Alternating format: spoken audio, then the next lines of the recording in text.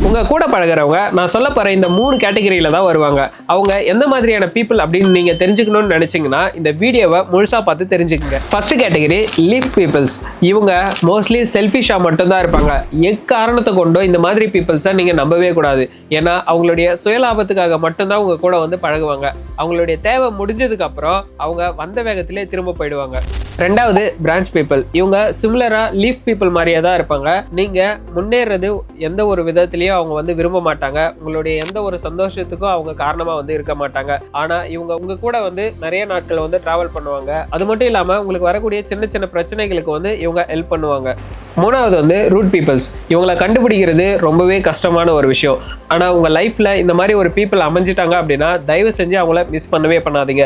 ஏன்னா உங்களுடைய சந்தோஷத்துக்காக எந்த எக்ஸ்ட்ரீம் லெவலுக்கு வேணாலும் போயிட்டு கஷ்டப்படுவாங்க.